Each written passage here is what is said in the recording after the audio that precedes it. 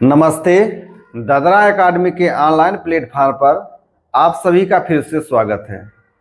हम लोग हिंदी व्याकरण का अध्ययन कर रहे हैं और हिंदी व्याकरण में हमारी चर्चा संधि प्रकरण पर चल रही है। इससे के पहले वीडियो में हम लोग संधि की अवधारणा, संधि के द्वारा स्वर तथा व्यंजन वर्णों की उत्पत्ति तथा संधि के कितने भेद होते हैं इस पर चर्चा कर चुके हैं। संधि प्रकरण हिंदी भाषा के लिए साथ ही साथ संस्कृत भाषा के लिए बहुत ही महत्वपूर्ण भूमिका निभाता है। संधि प्रकरण की महत्ता को देखते हुए भारत की सभी परीक्षाओं में लगभग संधि से संबंधित प्रश्न पूछे जाते हैं। तो संधि की अवधारणा को हम लोग और अच्छी तरह से स्पष्ट कर लें और अच्छी तरह से समझ लें तो आज की कक्षा में हम लोग संधि के भेद को और संधि के भेद द्वारा वर्णों की उत्पत्ति को हम लोग एक अनोखे तरीके से देखने का प्रयास करते हैं। आइए आज की कक्षा प्रारंभ करते हैं। हमारा प्रकरण किस पे चल रहा है? संधि पर। संधि सम और धी, इन दो शब्दांशों का मेल है। संधि का शाब्दिक अर्थ मेल होता है।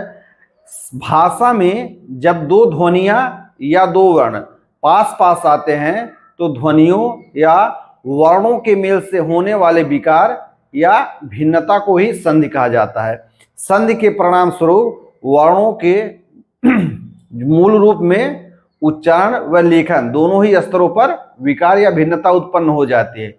ध्वनियों या वर्णों में होने वाली इसी विकार या भिन्नता के आधार पर संधि के भेदों का निर्धारण किया जाता है।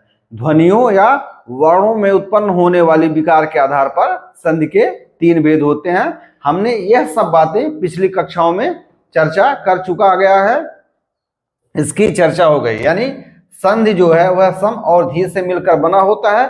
संधि का जो शाब्दिक अर्थ होता है वह मेल होता है। अब मेल किसका होता है? तो भाषा में जब दो शब्द पास पास आते हैं तो उसमें जो ध्वनियां एकदम नजदीक होते हैं या दो वर्ण एकदम नजदीक होते हैं उनमें विकार या भिन्नता हो जाती है। यह विकार या भिन्नता 2 स्तर पर होती है। पहला होता है लेखन स्तर पर, दूसरा होता है उच्चारण स्तर पर। यानी पहले उच्चारण स्तर पर होता है और क्योंकि उच्चारण के आधार पर ही लेखन कार्य होता है इसीलिए यह भिन्नता लेखन और उच्चारण और लेखन दोनों स्तरों पर हो जाता है। तो ध्वनियों या वर्णों में होने वाली भिन्नता के आधार पर संधि के 3 भेद किए जाते हैं। कौन कौन सा होता है? पहला होता है स्वर संधि, दूसरा होता है व्यंजन संधि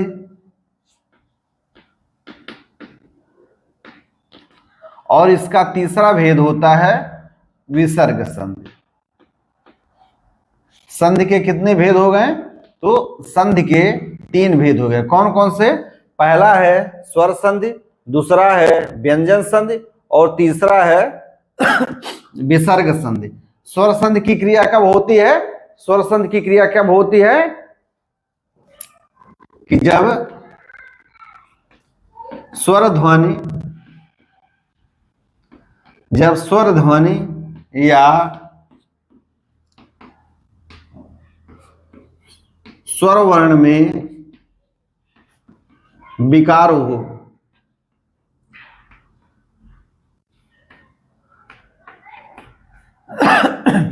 संधि के भेद में प्रथम भेद होता है स्वर संधि। तो स्वर संधि की क्रिया कब मानी जाती है? कि जब मेल होने पर स्वर ध्वनि या स्वर वर्ण में विकार होता है। व्यंजन संधि कब मानी जाती है? कि जब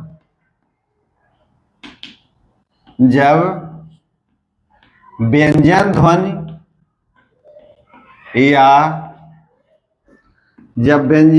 या व्यंजन वर्ण में व्यंजन वर्ण में विकार उत्पन्न होता हो। उसके बाद विसर्ग, तीसरा भेद है विसर्ग संधि। विसर्ग संधि की क्रिया कब होती है? तो जब विसर्ग ध्वनि या विसर्ग ध्वनि या विसर्ग वर्ण में विकार हो,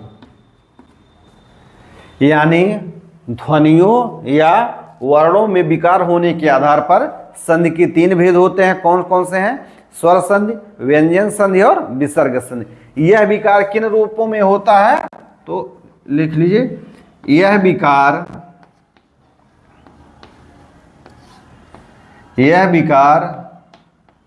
दो रूपों में होता है। यह विकार कितने रूपों में होता है? तो यह विकार दो रूपों में होता है। पहला क्या है? उच्चारण के रूप में, यानी विकार क्या होता है? उच्चारण के रूप में, और दूसरा क्या होता है? लेखन के रूप में।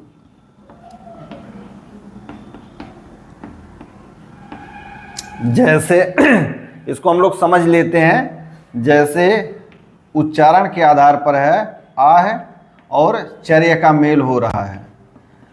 उच्चारण के आधार पर देख लेते हैं, आह और चर्य का मेल होता है तो बन क्या जाता है?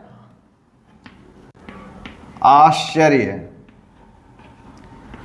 आश्चर्य। उच्चारण के आधार पर पहले क्या है? आश्चर्य, तो है स में बदल गया तो क्या हुआ कि उच्चारण के आधार पर स आश्चर्य है तो आश्चर्य हो गया। अगर उच्चारण बदल गया तो संभव उसी के आधार पर लेखन भी बन गया, बदल गया। उसी प्रकार एक और उदाहरण देख लेते हैं। शिक्षा, शिक्षा का जब मेल अर्थी से हो रहा है तो क्या बन जा रहा है? शिक्षार्थी।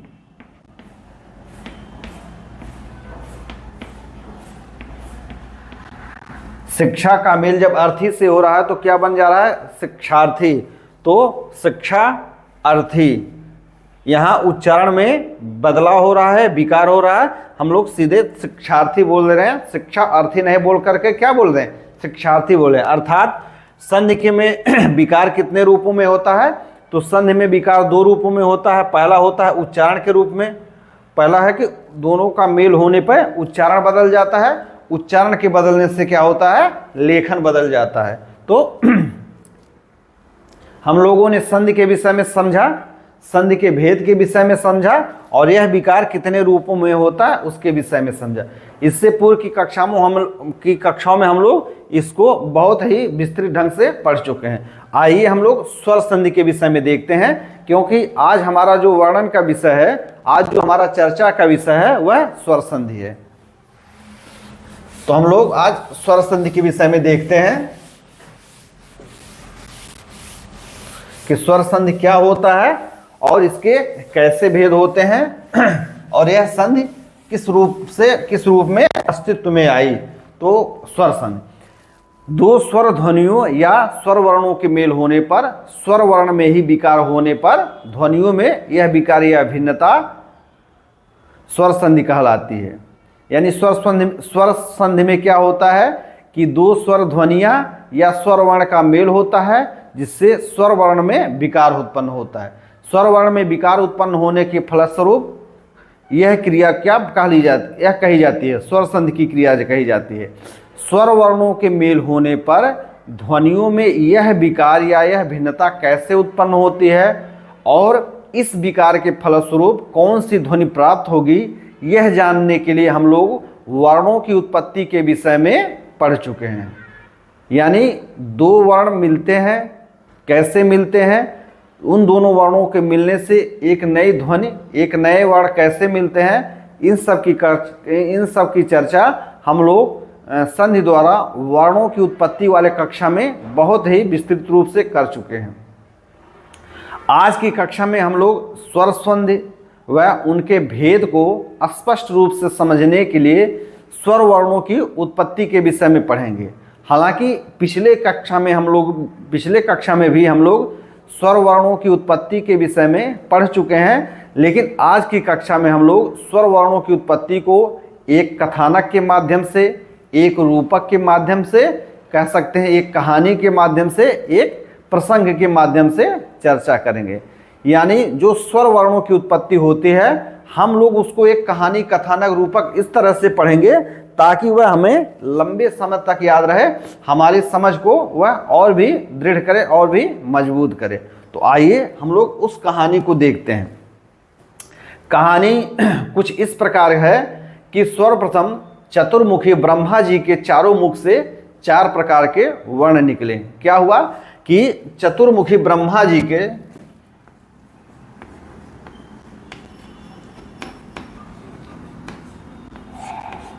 चतुर्मुखी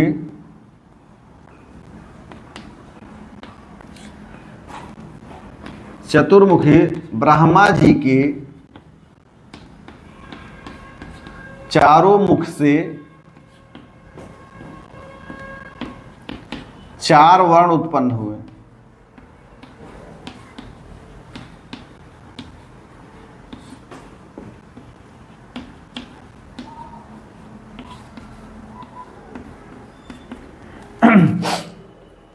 यह कहानी इस प्रकार है कि सर्वप्रथम चतुर्मुखी ब्रह्मा जी के चारों मुख से 4 वर्ण, 4 ध्वनि, 4 वर्ण उत्पन्न हुए। कौन कौन से थे? वह थे ए, ई, उ और री। ए, ई, उ और री।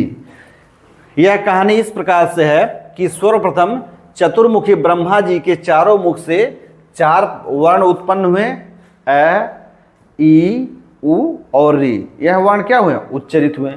ब्रह्मा जी ने जब उन ध्वनियों को प्रत्यक्ष दिखने का आदेश दिया तो चारों वर्ण लिप के रूप में ब्रह्मा जी के सामने प्रकट हुए। कैसे प्रकट हुए? लिप के रूप में। लिप माने जो लिखने का तरीका होता है, लिप के रूप में चारों वर्ण लिप के रूप में ब्रह्मा जी के समक्ष प्रकट हुए। इन चारों को देख करके ब्रह्मा जी बहुत ही प्रसन्न हुए। इन चारों वर्णों को जब लिप के रूप में ब्रह्मा जी ने देखा तो वह बहुत ही प्रसन्न हुए और उन्हें शब्द ब्रह्म की उपाधि दी। किसकी उपाधि दी? इन चारों वर्णों को ब्रह्मा जी ने शब्द ब्रह्म की उपाधि दी। शब्द ब्रह्म की उपाधि दी, यानी इन्हें शब्द ब्रह्म की उपाधि दिया ब्रह्मा जी ने। यहां तक कहानी में कोई समस्या नहीं है। यानी सर्वप्रथम चतुर्मुखी ब्रह्मा जी के चारों मुख से 4 प्रकार के ध्वनि, 4 प्रकार के वर्ण ए, ई, उ, री उच्चरित हुए। ब्रह्मा जी ने जब इन ध्वनियों को प्रत्यक्ष दिखने का आदेश दिया तो चारों वर्ण लिप के रूप में उनके समक्ष प्रकट हुए। उनके रूप को देख करके ब्रह्मा जी प्रसन्न हुए और इन चारों वर्णों को उन्होंने शब्द ब्रह्म की उपाधि दी। उन्हें शब्द ब्रह्म की उपाधि दी क्योंकि ब्रह्मा जी के मुख से सर्वप्रथम, पहले मुख से यानी चारों मुख से, प्रत्येक मुख से एक एक वर्ण उत्पन्न हुआ था। तो सर्वप्रथम ब्रह्मा जी के मुख से सर्वप्रथम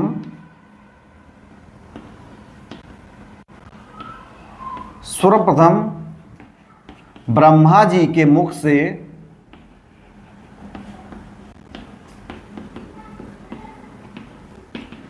अ वर्ण उत्पन्न हुआ। सर्वप्रथम ब्रह्मा जी के मुख से अ वर्ण उत्पन्न हुआ। अतः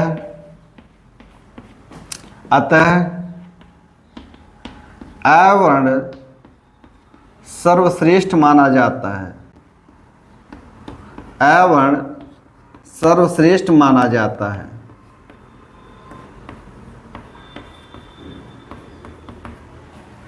सर्वप्रथम ब्रह्मा जी के मुख से अ वर्ण की उत्पत्ति हुई थी। अतः यह क्या हुआ?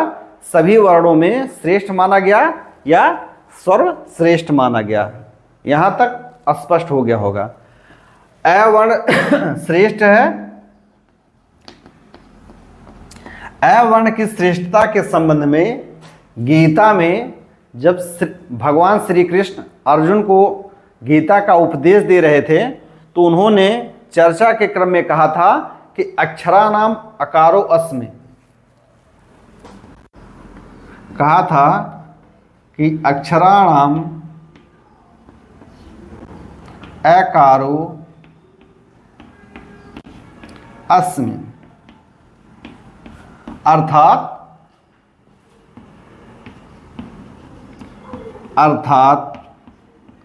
अक्षरों में मैं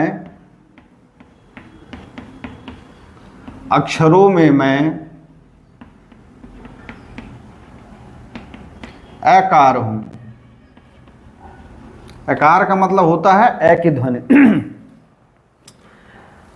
तो कहानी इस प्रकार से है कि सर्वप्रथम चतुर्मुखी ब्रह्मा जी के चारों मुख से, यानी प्रत्येक मुख से एक एक वर्णों की उत्पत्ति हुई। कौन कौन से वर्ण थे? अ, ई, उ और री। यह वर्ण ध्वनि के माध्यम से थे। तो ब्रह्मा जी ने इन चारों को आदेश दिया कि आप लोग हमारे सामने प्रत्यक्ष है। ये तो यह चारों वर्ण लिप के रूप में ब्रह्मा जी के समक्ष प्रकट हुए। ब्रह्मा जी के समक्ष प्रकट होने पर उनके रूप को देखकर ब्रह्मा जी बहुत ही प्रसन्न हुए और उन्हें शब्द ब्रह्म की संज्ञा दी।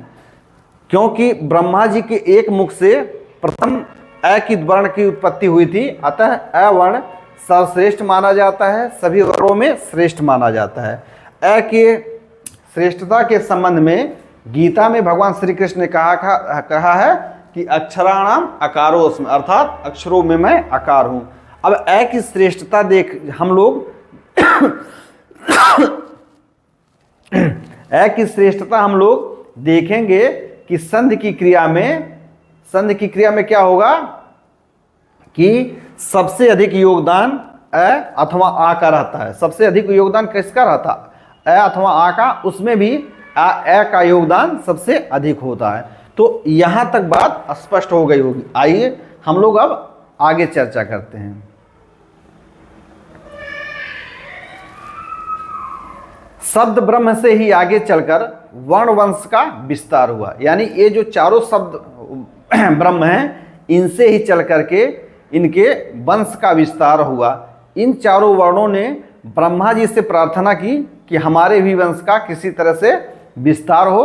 तो ब्रह्मा जी ने उनके आग्रह को सुनकर सर्वप्रथम अ, ई, उ और री को क्या कहा कि आप लोग अपने अपने निज स्वरूप से मिलकर के दीर्घ बन जाइए। क्या कहा कि आप लोग अपने अपने निज स्वरूप से मिलकर दीर्घ हो जाइए। तो हम बाकी चीजें हटा देते हैं।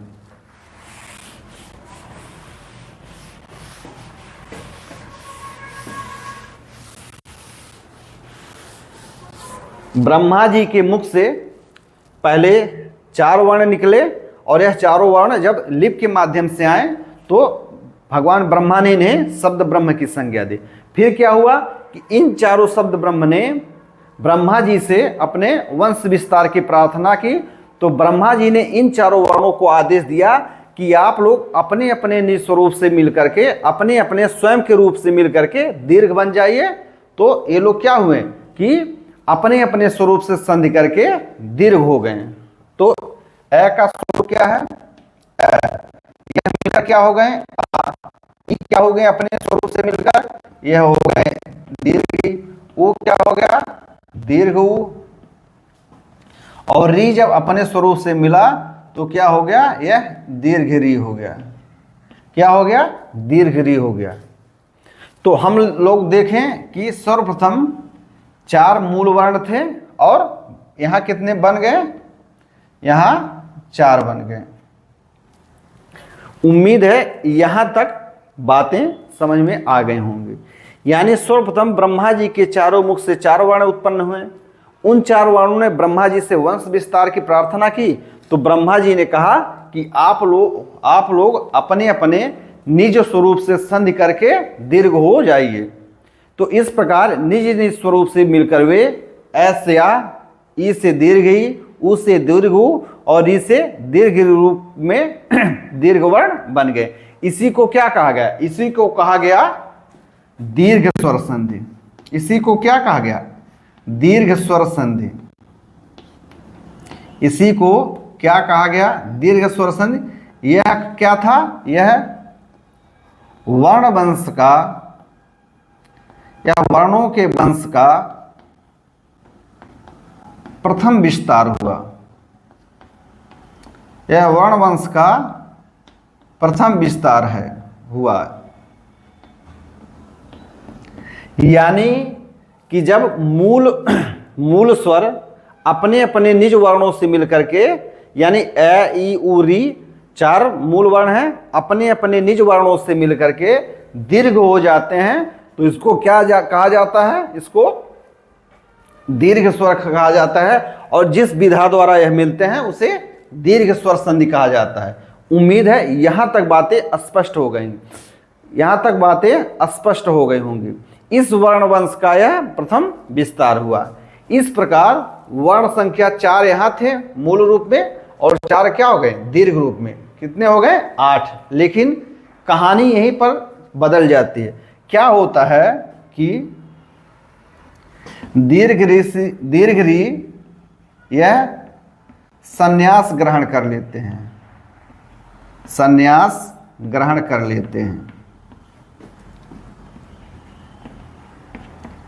दीर्घ री क्या करते हैं? यह संन्यास ग्रहण कर लेते हैं, अर्थात यह वर्ण वंश वृद्धि में अब कोई भी योगदान नहीं करेंगे। इसीलिए दीर्घ री केवल दीर्घ स्वर संधि में ही पाए जाते हैं, वह भी नाम मात्र के ही। बाकी किसी भी स्वर संधि में दीर्घ री का कोई योगदान नहीं होता। क्यों?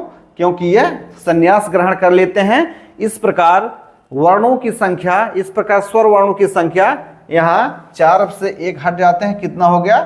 3 हो गया। यानी 4 मूल वर्ण और 3 दीर्घ स्वर, संधि से मिले हुए दीर्घ स्वर। कितने हो गए? 7 हो गए। उम्मीद है यहां तक बातें समझ में आ गई होंगी। यह क्या था? यह वर्ण वंश का पहला विस्तार हुआ। क्योंकि यह वर्ण जो होते हैं सब अपने समान वर्णों से मिलते हैं, इसलिए इस प्रथम वर्ण विस्तार को क्या कहा गया है? यह प्रथम वर्ण विस्तार क्या होता है? यह सजातीय, सजातीय या सवर्ण वंश विस्तार कहा गया। इसीलिए इसे सजाति या सवर्ण संधि भी कहा जाता है। इसे सजाति या सवर्ण संधि भी कहा जाता है। क्यों कहा जाता है? क्योंकि आ, दीर्घ ई, दीर्घ उ और दीर्घ री, इस वर्ण वंश का जो विस्तार हुआ वह सजाति या सवर्ण वंश विस्तार हुआ। यानी अपने समान जात से या अपने समान वर्ण के वर्णों से मिलने के कारण हुआ, इसलिए दीर्घ स्वर संधि को सजाति या सवर्ण संधि भी कहा जाता है। यहां तक बातें क्लियर हो गई। क्योंकि सृष्टि का विकास यहीं पर नहीं समाप्त हो जाता है, फिर आगे क्या होता है? फिर इन 7 वर्णों को, क्योंकि दीर्घ री संन्यास ग्रहण कर चुका है, तो फिर इन 7 वर्णों को ब्रह्मा जी ने क्या कहा कि अब आप लोग फिर से वंश का विस्तार करिए। यानी इन 7 वर्णों को ब्रह्मा जी ने फिर से वंश विस्तार का आदेश दिया। ब्रह्मा जी के आदेश पर इन 7 वर्णों ने स्वयं के वर्ण से इतर वर्णों के गुण धर्म के आधार पर मिलकर वर्ण विस्तार किया। यानी पहला वर्ण विस्तार क्या था? कि अपने अपने स्वरूप से ही ये लोग मिल गए। पहला वर्ण विस्तार क्या हुआ? कि अपने अपने स्वरूप से ही ये लोग मिल गए। लेकिन दूसरा वर्ण विस्तार क्या हुआ? कि यह लोग अपने स्वरूप से न मिलकर के, अपने स्वरूप से न मिलकर के गुण धर्म के आधार पर जो उनसे भिन्न थे, उनसे क्या किया? उनसे ये लोग क्या किए? उनसे ये लोग मिलकर के वंश विस्तार करना प्रारंभ किए।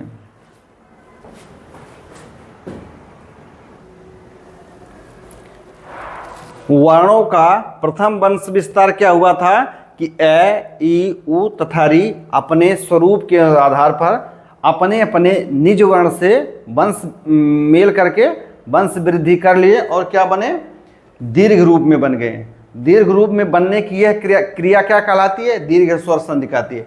क्योंकि यह वर्ण वंश का प्रथम विस्तार हुआ, क्योंकि इन वर्णों की उत्पत्ति यानी दीर्घ वर्णों की उत्पत्ति सजाति या सवर्ण से हुआ था, इसलिए इस संधि को सजातीय संधि या सवर्ण संधि भी कहा जाता है। अब आगे हम लोग देख लेते हैं। क्योंकि सृष्टि का क्रम यही न रुक जाए, इसलिए ब्रह्मा जी के आदेश पर ए ई उ री आ दीर्घ ई दीर्घ उ, इन 7 वर्णों ने क्योंकि दीर्घ री संन्यास ले लिया है तो इसका अब वंश वृद्धि में कोई भी योगदान नहीं रहता है। तो ब्रह्मा जी के आदेश पर इन 7 वर्णों ने आगे वंश वृद्धि का निर्णय लिया। इसमें क्या हुआ, हम लोग अभी पीछे देखे हैं कि अ वर्ण क्या होता है, यह सभी वर्णों में श्रेष्ठ माना जाता है। तो वर्ण वंश वृद्धि का जिम्मा सबसे अधिक अ वर्ण के ही कंधे पर है। तो क्या हुआ, तो अ वर्ण ने, अ वर्ण साथ में आ भी आ जाता है।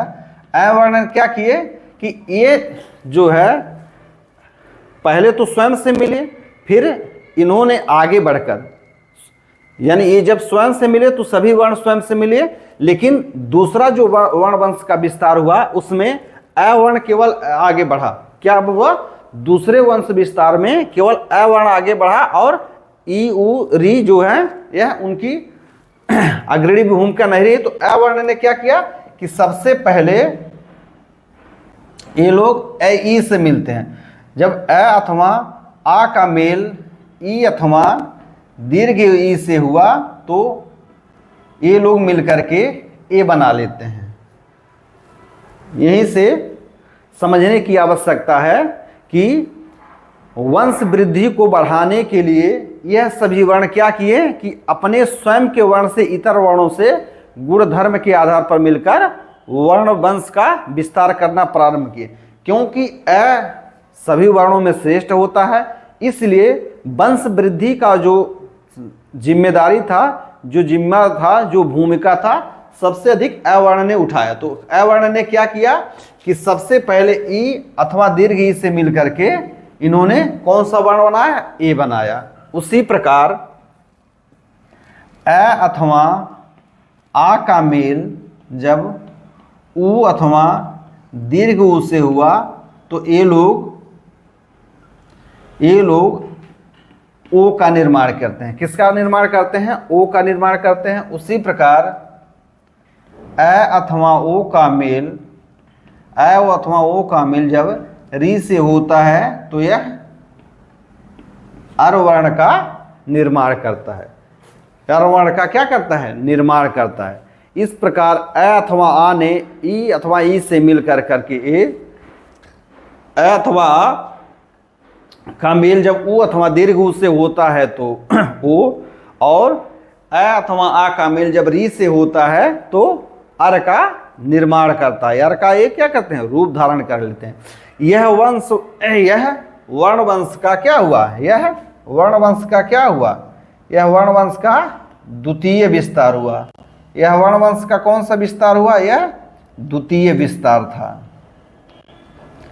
यह वर्ण वंश का कौन सा विस्तार हुआ, यह वर्ण वंश का द्वितीय विस्तार हुआ।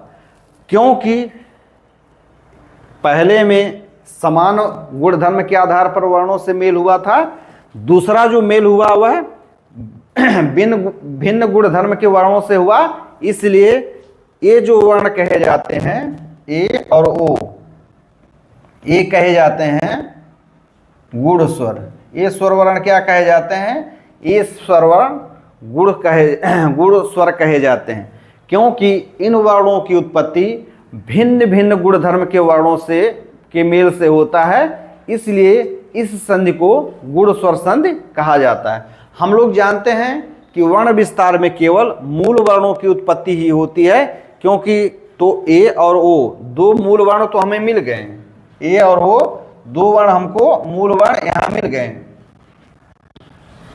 लेकिन एक अर क्या है, अर जो है वह हम लोग जैसे अयोग बाह पढ़े थे अंग अ, उसी प्रकार से देखते हैं कि अ के साथ र मिल रहा है, अर्थात यह भी अयोगवाह है। यह भी क्या है, यह भी संयुक्त वर्ण है, यह मूल वर्ण नहीं है। अतः इसकी मूल वर्णों के रूप में कोई गिनती नहीं होती है, मूल वर्णों के रूप में कोई गिनती नहीं होती है।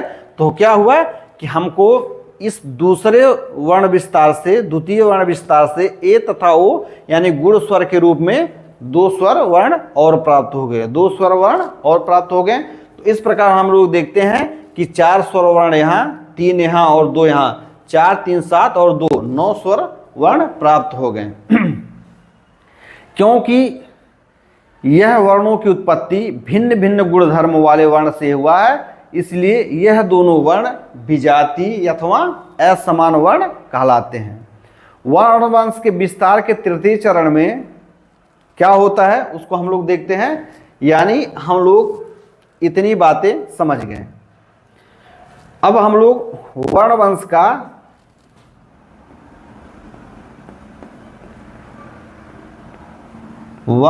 का तृतीय विस्तार देखते हैं।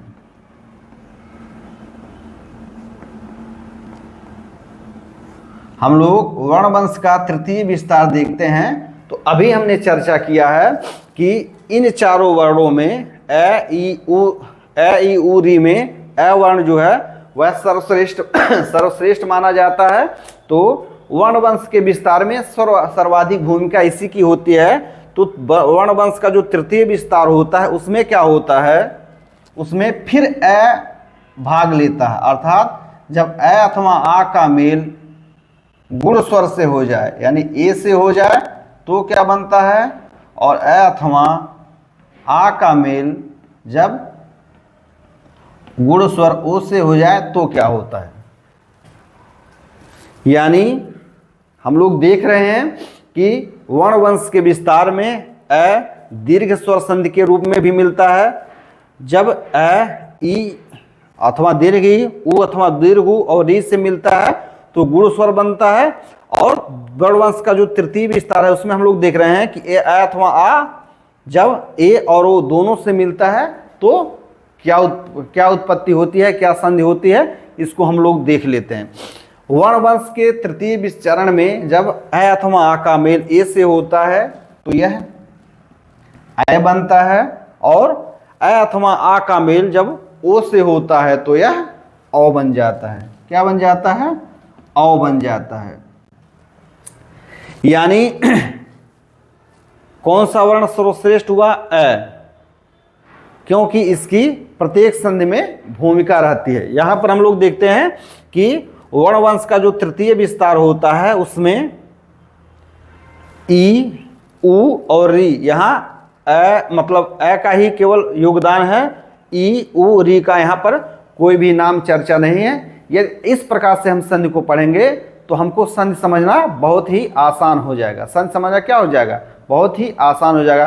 तो वर्ण वंश के तृतीय चरण में जब अ अथवा आ का मेल गुण स्वर ए से होता है तो क्या होता है, अ बन जाता है, और फिर अ अथवा आ का मेल जब गुण स्वर ओ से होता है तो औ बन जाता है। क्या होता है इसमें क्या होता है कि एक अ अथवा आ का, यानी कह सकते हैं एक अ का मेल हो जाता है, ये ए है, यह आय है, यह ओ है, तो यह क्या है, औ है। यानी गुण स्वर में जब ए अथवा आ का मेल हो जाता है तो क्या होता है कि एक आकार की वृद्धि हो जाती है। क्या होता है कि जब गुण स्वर में एक आकार की वृद्धि हो जाती है तो हमको क्या मिल जाता है, अ तथा औ मिल जाता है। क्योंकि गुण स्वर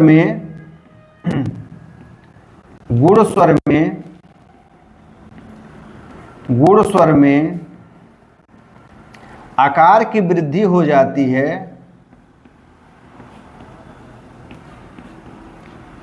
क्योंकि गुण स्वर में आकार की वृद्धि हो जाती है,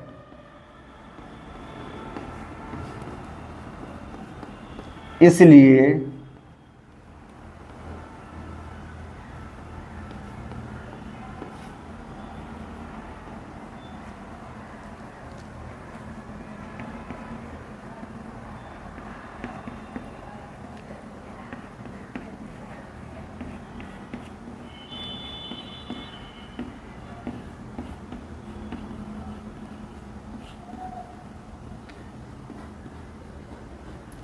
क्योंकि गुण स्वर में आकार की वृद्धि हो जाती है, इसलिए अ तथा औ को वृद्धि स्वर कहा जाता है। वृद्धि स्वर क्यों कहा जाता है, क्योंकि गुण स्वर में, यानी गुण स्वर माने ए और ओ, इन दोनों में आकार की वृद्धि हो जाती है, यानी अ वर्ण की वृद्धि हो जाती है, इसलिए अ तथा औ को क्या कहा जाता है, वृद्धि स्वर कहा जाता है। क्योंकि गुण स्वर में आकार का वृद्धि होने से यह स्वर वृद्धि स्वर कहलाते हैं। तो संधि की जो यह क्रिया होती है वह क्या कहलाती है? वह वृद्धि स्वर संधि की क्रिया कहलाती है। कौन सी संधि की क्रिया कहलाती है? वृद्धि स्वर संधि। कौन सी क्रिया कहलाएगी? वृद्धि स्वर संधि। उम्मीद है यहां तक बातें समझ में आ गए होंगे। हम इनको दीर्घ स्वर संधि क्यों कहते हैं, या इनको दीर्घ स्वर क्यों कहते हैं? दीर्घ स्वर इसलिए कहते हैं क्योंकि इन चारों मूल स्वरों को ब्रह्मा जी ने आदेश दे करके कहा कि आप लोग अपने अपने निज स्वरूप से मेल करके दीर्घ हो जाइए। इसलिए ये स्वर क्या हुए? दीर्घ हो गए। दीर्घ स्वर हुए जिस क्रिया के द्वारा हुए उसे दीर्घ स्वर संधि कहा गया। दीर्घ स्वर संधि समझ में आ गया होगा। फिर दूसरा है कि वर्ण विस्तार के द्वितीय क्रम में क्या हुआ कि आकार वर्ण ने अपने से भिन्न वर्णों से मेल करके फिर वंश विस्तार किया। द्वितीय चरण में क्या हुआ कि आकार ने अर्थात ए अथवा आ ने बाकी अपने से भिन्न गुण धर्म वाले वर्णों से मेल करके वंश का विस्तार किया। क्योंकि आकार अपने से भिन्न गुण धर्म वाले वर्णों से मिला, इसलिए क्या किया? आकार ने अपने गुण को बदल लिया और वह दूसरे रूप में चले आए। इसलिए ए तथा औ को क्या कहा जाता है? गुण स्वर कहा जाता है। ए तथा ओ को क्या कहा जाता है? गुण स्वर कहा जाता है। तथा जिस संधि की क्रिया द्वारा आकार अपने से भिन्न गुण धर्म वाले वर्णों से मिल करके ए तथा औ की उत्पत्ति करता है, उस संधि की क्रिया को गुण स्वर संधि कहा जाता है। दीर्घ स्वर संधि समझ में आ गई होगी, गुण स्वर संधि समझ में आ गई हो। अब हम लोग दीर्घ स्वर संधि समझ लेते हैं, यानी वर्ण वंश का तृतीय विस्तार समझ लेते हैं कि गुण स्वर में जब आकार की वृद्धि हो जाती है, अर्थात आकार क्या करता है? आकार हमने पहले चर्चा की कि सबसे श्रेष्ठ स्वर है, तो सबसे श्रेष्ठ स्वर क्या करता है? जैसे परिवार में कोई सबसे श्रेष्ठ माना जाता है जो आगे बढ़ चढ़ के अपने घर परिवार को आगे ले जाता है, उसी प्रकार अ वर्ण क्या हुआ? आकार वर्ण क्या हुआ? वह अपने अग्रणी भूमिका में आकर के क्या करता है? यह वर्ण वंश का विस्तार करता है। तो आकार क्या करता है कि गुण स्वर में जब आकार की वृद्धि हो जाती है, इसलिए अ तथा औ को वृद्धि स्वर कहा जाता है। यानी अ अथवा आ का मेल ए से होता है, यानी गुण स्वर ए है तो अ बन जाता है। अ अथवा ए का मेल जब गुण स्वर ओ में मिलता है तो औ बन जाता है। तो यह कौन सी संधि होती है? वृद्धि स्वर संधि हो जाती है। यानी जिस संधि की क्रिया द्वारा वृद्धि स्वर की उत्पत्ति होती है, जिस संधि, फिर से देख सुन लीजिए, जिस संधि की क्रिया के द्वारा वृद्धि स्वर की उत्पत्ति होती है उस स्वर संधि को वृद्धि स्वर संधि कहा जाता है। यह वर्ण वंश का तृतीय विस्तार हुआ। इस प्रकार हम लोग देखते हैं क्या हुआ कि चार मूल स्वर, 3 दीर्घ स्वर, 2 गुण स्वर और ये 2 क्या हो गए? वृद्धि स्वर। तो कितने हो गए? 4, 3, 7, 2, 9 और 2, 11। तो हमको क्या हुए? प्रथम 3 संधियों से 11 स्वर वर्ण प्राप्त हो गए। प्रथम 3 संधियों से क्या हुए? 11 स्वर वर्ण प्राप्त हो गए। यानी दीर्घ मूल रूप में 4 स्वर, दीर्घ स्वर संधि के द्वारा 3 स्वर, गुण स्वर संधि के द्वारा 2 स्वर और वृद्धि स्वर संधि के द्वारा 2 स्वर, यानी हमको सब 11 स्वर प्राप्त हो गए। इस प्रकार स्वर वर्णों की संख्या कितनी हो गई? 11 हो गए। इस प्रकार क्या हुआ कि 3 संधि द्वारा सभी स्वर वर्णों की प्राप्ति हो गई। यह भी क्या होता है? यह भी वर्णों का विजातीय मेल कहलाता। क्यों? क्योंकि अ अथवा आ का मेल अपने से भिन्न गुण धर्म वाले वर्ण से हुआ है। उम्मीद है यहां तक सभी बातें समाप्त हो गई होंगी, आप लोगों को समझ में आ गई होगी। अब हम लोग इसमें यह देखते हैं कि जब संधि की क्रिया करते हैं तो उसमें हमने पढ़ा था कि संधि की क्रिया में 4 विकार जो होता है वह 4 प्रकार से होता है। संधि की क्रिया में जो विकार होता है वह क्या होता है? 4 प्रकार से होता है। कौन कौन सा विकार होता है? पहला हमने बताया था कि आदेश होता है, दूसरा क्या होता है? आगम होता है, तीसरा क्या होता है? वर्णलोप होता है, और चौथा क्या होता है? प्रकृति भाव होता है। यानी वर्णों के मेल में 4 प्रकार के परिवर्तन होते हैं, यानी जो विकार होता है वह विकार 4 रूपों में घटित होता है। या तो आदेश की क्रिया हो जाएगी, या आगम की क्रिया होगी, या वर्णलोप की क्रिया होगी, या प्रकृति भाव की क्रिया होगी। अब आदेश क्या है, तो हमने पहले वीडियो में चर्चा किया हुआ है। आदेश वह होता है कि जहां पर कोई वर्ण, आदेश क्या होता है, जहां पर कोई वर्ण किसी वर्ण को हटा करके स्वयं आ जाए।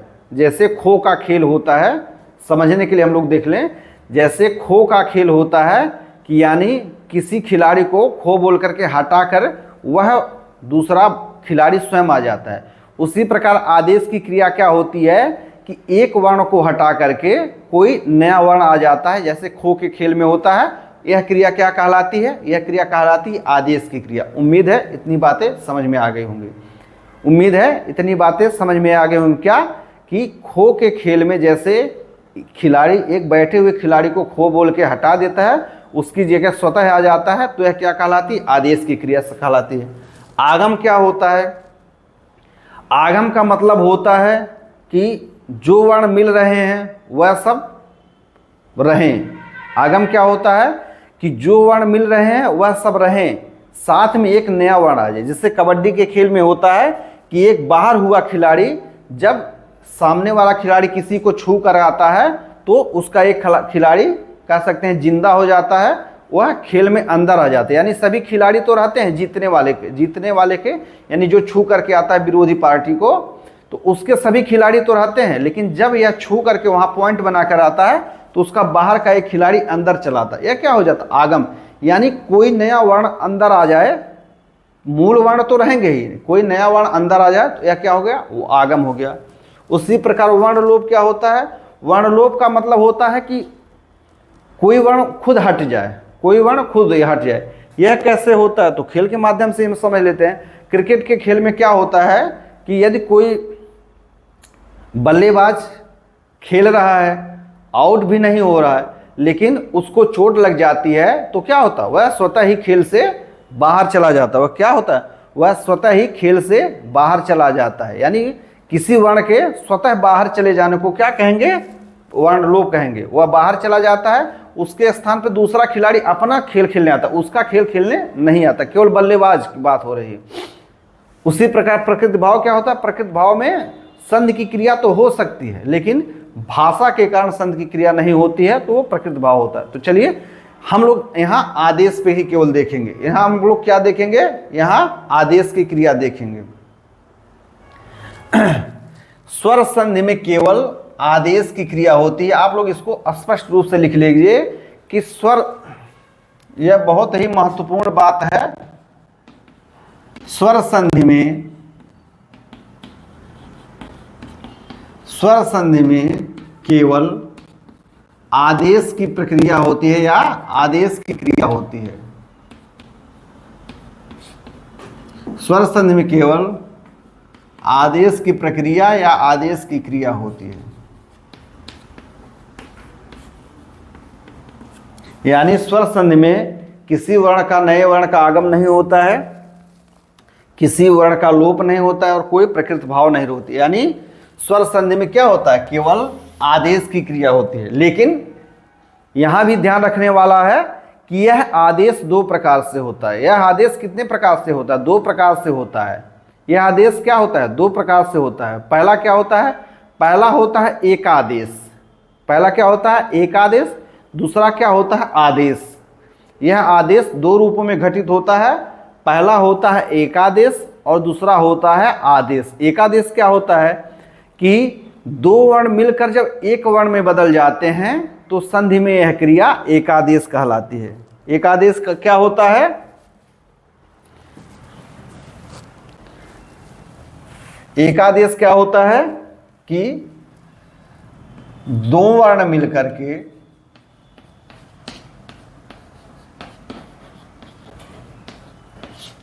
एक वर्ण हो जाते हैं। जब 2 वर्ण मिलकर के एक वर्ण हो जाते हैं तो संधि में यह क्रिया एकादेश की क्रिया कहलाती है।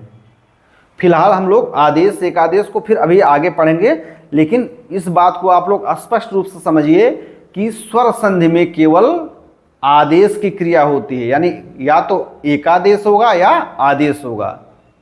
ठीक है, अगर हम इतनी बात समझ जाएंगे कि किस संधि में कौन सी क्रिया होती है तो हमारा संधि करने का जो प्रक्रिया होगा बहुत ही आसान होगा। चलिए, हमने देख लिया कि वर्णवंश के 3 विस्तार में हमको सभी स्वर प्राप्त हो गए। अब सृष्टि का विस्तार यहीं न रुक जाए, इसलिए क्या हुआ कि अब अ के अलावा भी इन वर्णों ने मिलना प्रारंभ कर दिया। क्या किया, अब इन वर्णों ने भी मिलना प्रारंभ कर दिया और वंश वृद्धि करना शुरू किया। वंश वृद्धि करना शुरू किया तो पूरा मिटा दें यहाँ। चलिए यहीं ऊपर देख लेते हैं।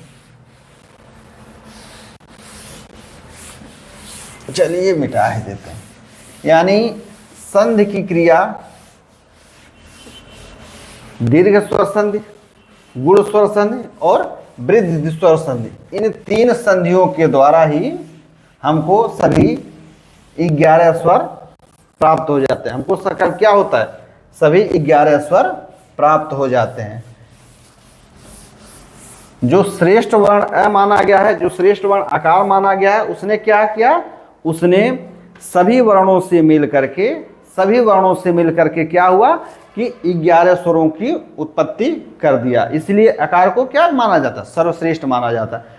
अब सृष्टि का विस्तार यहीं नहीं रुक गया, इसलिए अ आ के अलावा भी अन्य सजाति वर्णों अर्थात अ ई उ तथा री ने विजाति वर्णों से मिलकर पुनः सृष्टि का विस्तार करने का निश्चय किया। सृष्टि का विस्तार करने का क्या किया, अभी तो अ और अथवा आ सबसे मिलकर हुए, तो सृष्टि का चतुर्थ वंश विस्तार कैसे हुआ, सृष्टि का चतुर्थ वंश विस्तार कैसे हुआ। तो हमने देखा कि अ अथवा यानी आकार ने अपने से पहले तो स्वयं के वर्ण से मेल किया, फिर अपने से भिन्न वर्णों से मेल किया। उन भिन्न वर्णों से जो गुण स्वर मिले थे, उन गुण स्वर से भी मेल करके वृद्धि स्वर बना दिया। अब क्या होता है कि अब अ माने आकार के अलावा अर्थात अ आ के अलावा अन्य सजाति वर्णों ने अर्थात ई उ तथा री ने विजातीय वर्णों से मिलकर पुनः सृष्टि का विस्तार करने का निर्णय लिया। संधि का जो चतुर्थ विस्तार होता है उसमें क्या होता है कि ई अथवा ई का मेल किससे होता है, भिन्न स्वर से। ई तथा दीर्घ ई का मेल किससे हुआ, भिन्न स्वर से। उ तथा उ किससे मिले, यह भी मिले भिन्न स्वर से। और री किससे मिला, यह भी मिला भिन्न स्वर से। यानी सृष्टि का जो चतुर्थ वर्ण विस्तार हुआ उसमें क्या होता है कि उसमें ई अथवा ई, उ अथवा उ तथा री ने विजातीय वर्णों से मिलकर पुनः क्या किया, वंश वृद्धि का निश्चय किया। वंश वृद्धि का निश्चय किया। तो इसमें क्या होता है कि ई अथवा ई जब भिन्न स्वर से मिलते हैं तो किसकी उत्पत्ति होती है, अ का। किसकी उत्पत्ति होती है, अ का। लेकिन क्या होता है, ई अथवा ई भिन्न स्वर से मिलता है, ई अथवा ई भिन्न स्वर से मिलता है, लेकिन क्या बनाता है, यह बनाता है। लेकिन भिन्न स्वर क्या होता है, अपने स्थान पर उपस्थित रह जाता है। भिन्न स्वर क्या रहता है, अपने स्थान पर उपस्थित रहता है। उसी प्रकार उ अथवा दीर्घ उ का मेल जब भिन्न स्वर से मिल होता है तो यह क्या बनाता है, वह बनाता है। लेकिन क्या होता है, साथ में साथ भिन्न स्वर अपने स्थान पर उपस्थित रहता है। उसी प्रकार री जब बनाता है तो र का उत्पत्ति होता है, लेकिन क्या होता है, भिन्न स्वर अपने स्थान पर उपस्थित रहता है। ऐसी मान्यता है, ऐसा व्याकरण में कहा जाता है कि यदि री वर्ण भी अपने से भिन्न स्वर से मिलता तो ल वर्ण की उत्पत्ति होती, साथ में भिन्न स्वर प्राप्त होता है। क्योंकि री वर्ण एक वैदिक ध्वनि है, एक वैदिक वर्ण है, इसका हिंदी में कोई भी योगदान नहीं है, इसलिए इसको नहीं देखा जाता है, इसको नहीं पढ़ा जाता है। लेकिन हम लोग एक समझने के लिए, कंठस्थ करने के लिए, जानकारी के लिए इसको देख लिए हैं। क्योंकि देखिए ए व र ल यानी ए र ल व, हम लोग ए र ल व जो अंतःस्थ व्यंजन पढ़ते हैं उसकी यहाँ देख ले हैं उत्पत्ति, इसलिए हम इसको लिख लिए हैं। हालांकि यह जो है मिटाते नहीं है, यह क्या है, यह प्रयोग में नहीं है, यह प्रयोग में क्या है, नहीं है। तो इसमें दिमाग लगाने की कोई आवश्यकता नहीं है। सृष्टि का जो चतुर्थ वर्ण विस्तार क्या हुआ, उसमें क्या मिलता है कि ई अथवा ई का मेल जब भिन्न स्वर से होता है तो ई अथवा ई किस में बदल जाता है, यह में बदल जाता है। ई अथवा ई माने ई किस में बदल जाता है। अब हम ई कहेंगे तो आप लघु और दीर्घ दोनों को समझिएगा, वो कहेंगे तो लघु और दीर्घ दोनों को समझिएगा। री तो केवल लघु ही है, दीर्घ तो संन्यास ले लिया है।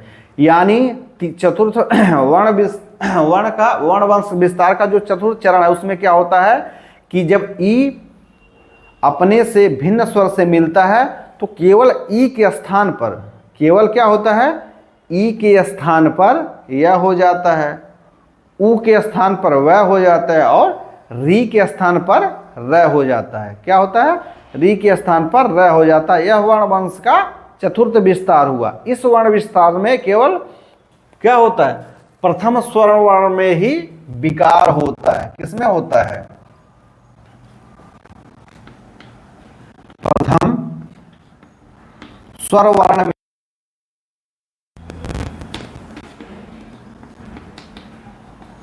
में ही विकार होता है। यानी क्या होता है, विकार की क्रिया हमने अभी चर्चा किया है कि आदेश होता है।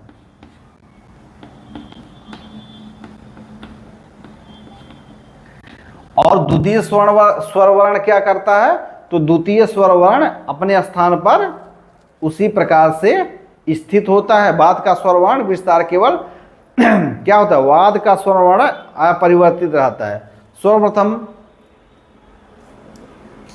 इस संधि के द्वारा सर्वप्रथम यह वर्ण की उत्पत्ति हुई, इसलिए इस संधि को क्या कहा गया, इस संधि को ऐसे उत्पत्ति होने के कारण क्या कहा गया, यण स्वर संधि कहा गया। इस स्वर संधि को क्या कहा गया, यण स्वर संधि कहा गया। सर्वप्रथम यह वर्ण की उत्पत्ति होने के कारण इस स्वर संधि को क्या कहा गया, यण स्वर संधि के कहा गया। स्वरों से उत्पत्ति होने के कारण यह व र ल की उत्पत्ति किससे हुई, स्वरों से, ल को छोड़ दे, यह व र की उत्पत्ति किससे हुई, स्वरों से हुई।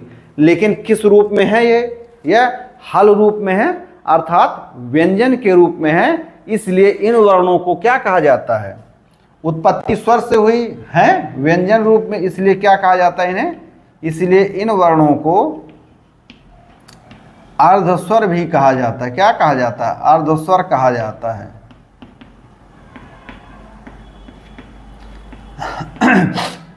यह व र को अर्धस्वर क्यों कहा जाता है, क्योंकि इनकी उत्पत्ति स्वर से हुई है, लेकिन यह व्यंजन रूप में। उसमें भी हम लोग पढ़े हैं कि हिंदी में अ और व को ही मूल रूप से यानी मुख्य रूप से अर्धस्वर माना जाता है, र को नहीं माना जाता है, क्योंकि र की ध्वनि हिंदी में, री की ध्वनि हिंदी में उत्पन्न नहीं है। क्या है, री की ध्वनि हिंदी में उत्पन्न करें, मैंने इसको मूल रूप में प्रयुक्त नहीं है। उम्मीद है यहाँ तक की बातें समझ में आ गई होंगी।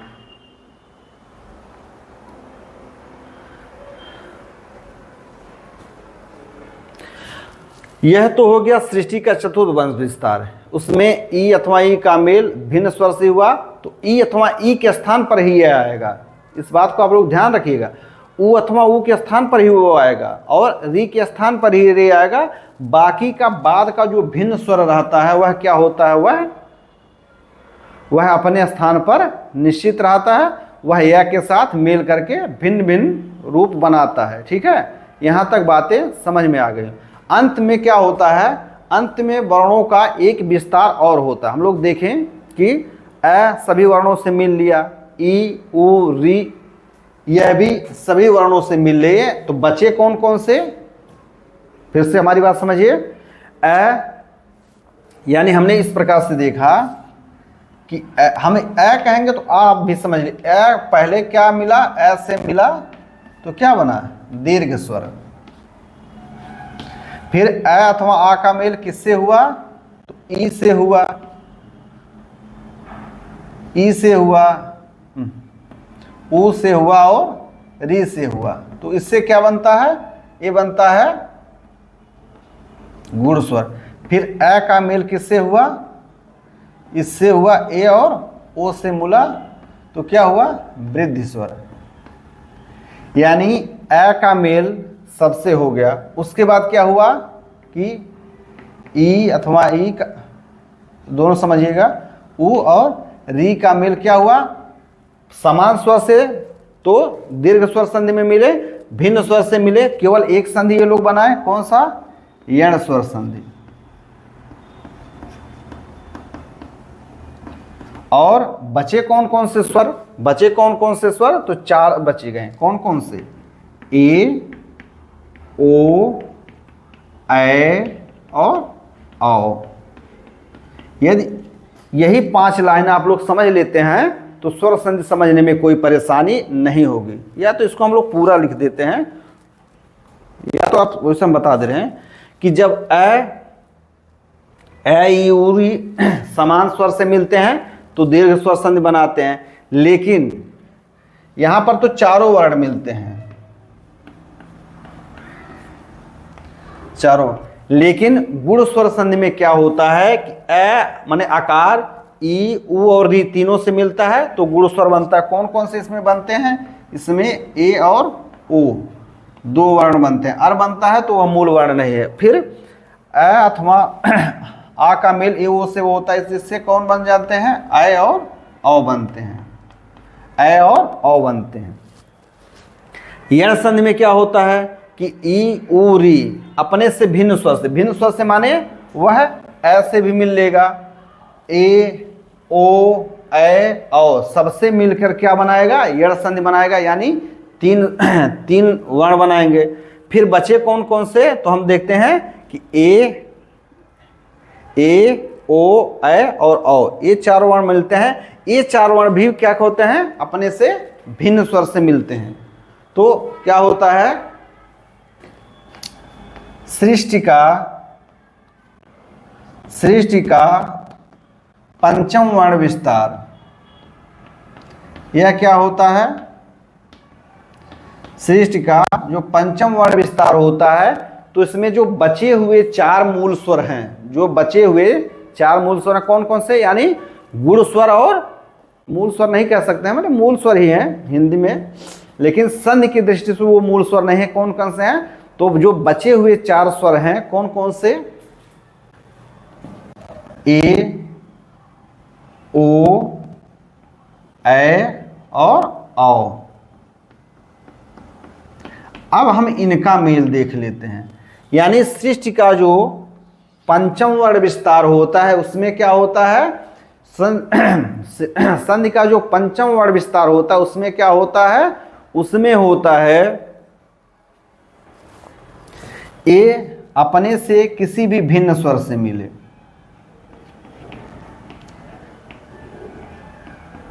ओ क्या हो, अपने से किसी भी भिन्न स्वर से मिले,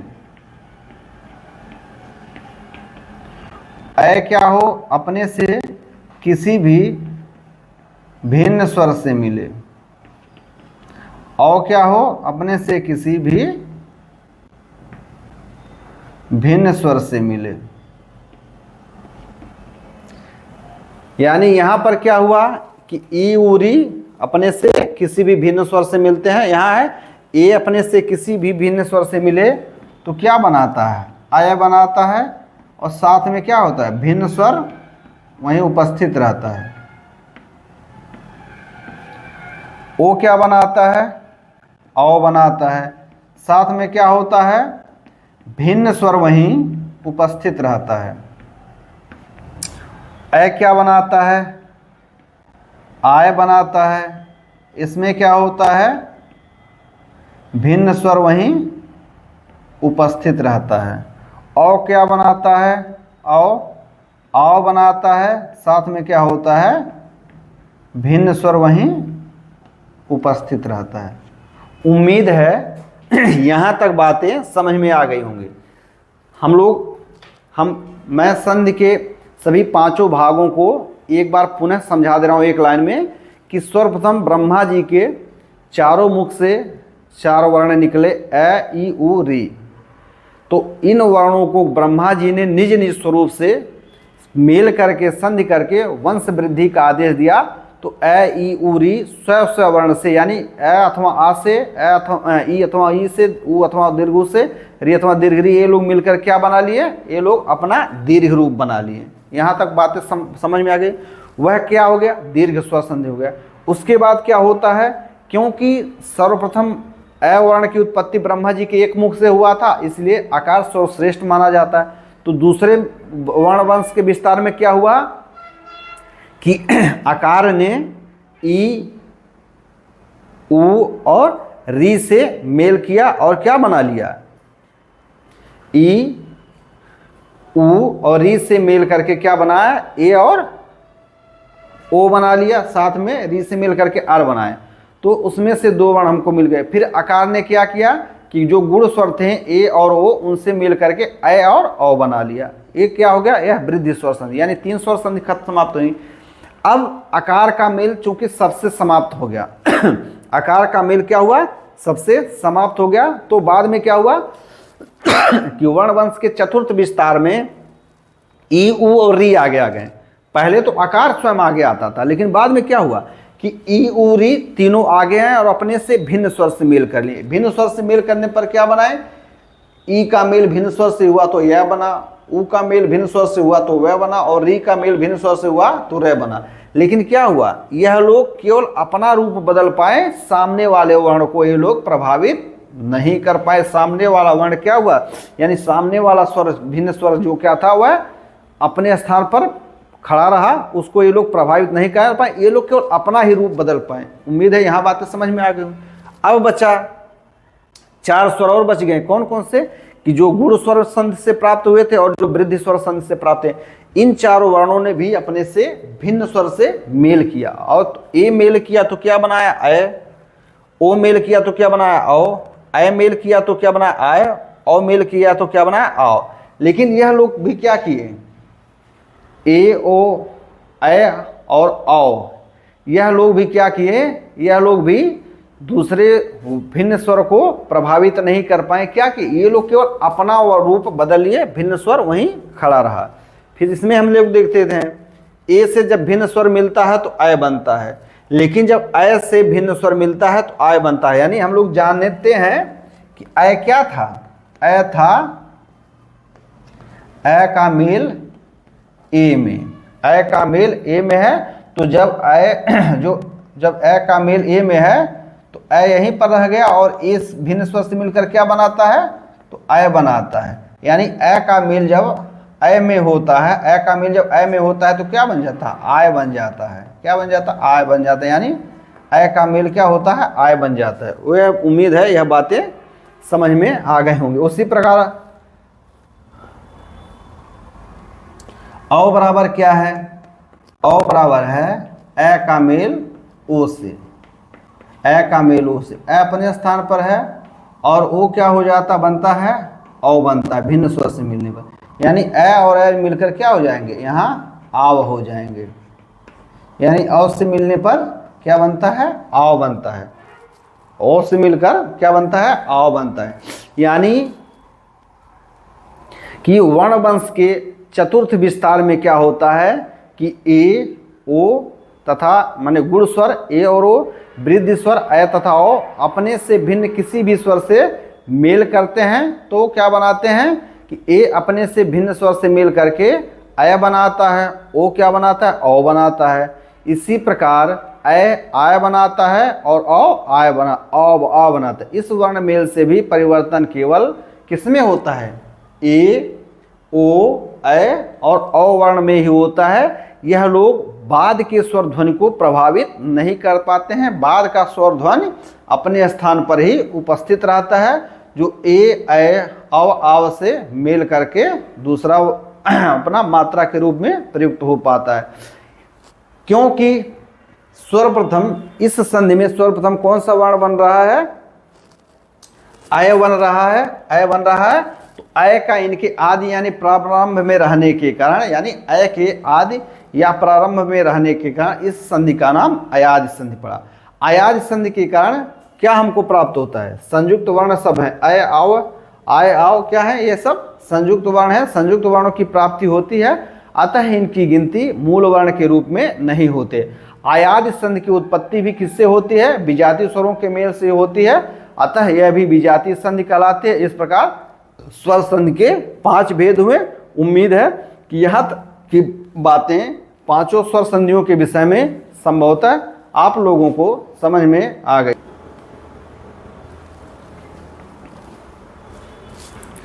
हम लोग स्वर संधि और उसके भेद को एक कहानी के माध्यम से पढ़ चुके हैं, एक कथानक के रूप में देख चुके हैं।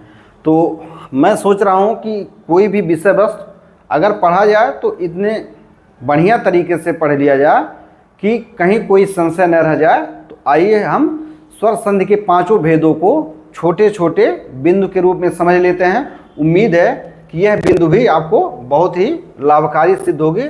तो हम लोग पहला देखेंगे स्वर संधि का प्रथम भेद क्या हुआ? वह हुआ दीर्घ स्वर संधि। स्वर संधि का प्रथम भेद क्या हुआ? वह हुआ दीर्घ स्वर संधि। तो मैं बोलता हूं, आप लोग लिख सकते हैं। दीर्घ स्वर संधि क्या होता है?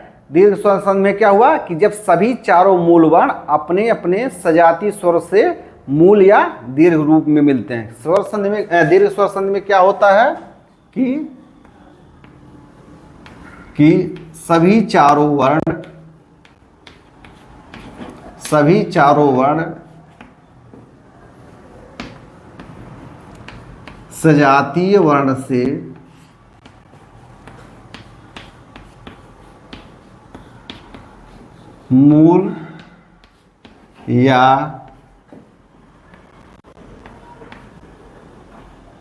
मूल या दीर्घ रूप में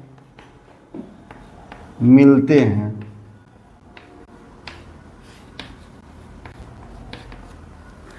दीर्घ स्वर संधि क्या होता है कि सभी चारों वर्ण अपने सजातीय वर्ण से मूल या दीर्घ रूप में मिलते हैं, यानी अपने अपने ही सजातीय वर्ण से मिलेंगे, दूसरे से नहीं मिलेंगे। ठीक है।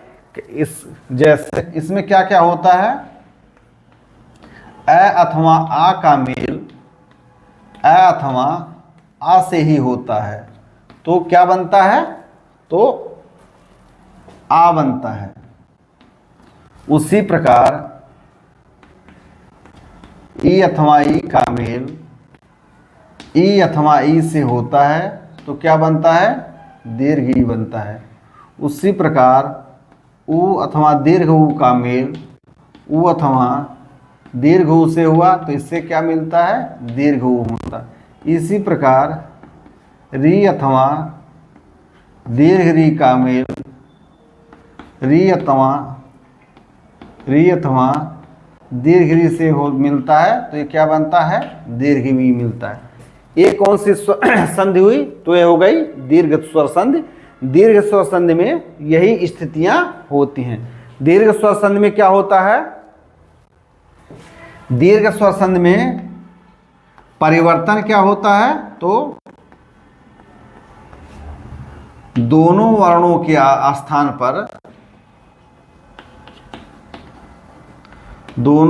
के स्थान पर एकादेश हो जाता है, यानी एक वर्ण आ जाता है। दोनों वर्णों के स्थान पर एकादेश हो जाता है। दीर्घ स्वर संधि की क्रिया में क्या होता है कि दीर्घ स्वर संधि में दोनों वर्णों के स्थान पर एक आदेश हो जाता है। दीर्घ स्वर संधि के फलस्वरूप क्या होता है कि हमको 3 मूल वर्ण प्राप्त होते हैं, आ, दीर्घ ई, दीर्घ उ, और ई क्या कर लेता है, यह संन्यास ले लेता है, तो हमको मूल स्वर यह क्या होता है, स्वर रूप में प्रयुक्त नहीं होता है। दूसरा क्या हुआ, दूसरा हो गया गुण स्वर संधि। दूसरा क्या हो गया, दूसरा हो गया गुण स्वर संधि। गुण स्वर संधि में क्या होता है कि जब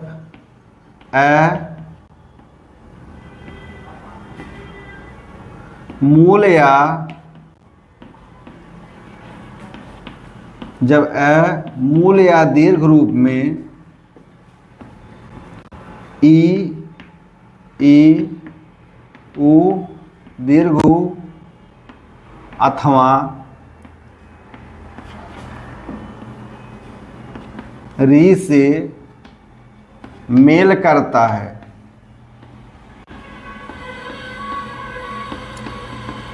स्वर संधि के द्वितीय भेद गुण स्वर संधि में क्या होता है कि जब मूल रूप या दीर्घ रूप अर्थात अथवा आ के रूप में अपने से विजातीय स्वर कह सकते हैं, या ई अथवा दीर्घ ई, उ अथवा दीर्घ उ अथवा री से मेल करता है, तो क्या होता है, तो गुण स्वर संधि की क्रिया होती है। इसमें क्या होता है, इसमें अथवा आ का मेल जब ई अथवा दीर्घ ई से होता है तो ए मिलता है।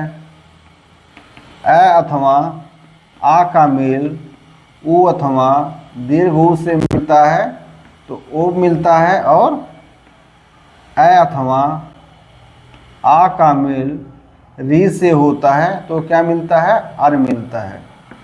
यह किस संधि के अंतर्गत मिलता है, तो यह गुण स्वर संधि के अंतर्गत मिलता है। यह क्या मिलता है, गुण स्वर संधि के अंतर्गत। इसमें परिवर्तन क्या होता है, तो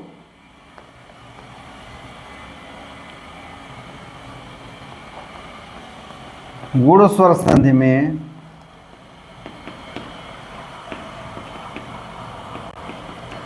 दोनों वर्णों के स्थान पर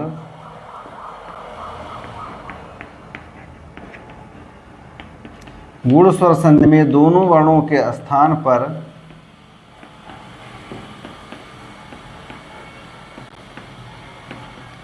एकादेश हो जाता है। दोनों वर्णों के स्थान पर क्या हो जाता है, एकादेश हो जाता है। आइए हम लोग स्वर संधि का तृतीय भाग देख लेते हैं। तृतीय भाग क्या है, तृतीय भाग है वृद्धि स्वर संधि। तृतीय भाग है वृद्धि स्वर संधि। वृद्धि स्वर संधि में क्या होता है, वृद्धि स्वर संधि में क्या होता है कि जब अथवा का मेल, जब अथवा का मेल गुण स्वर ए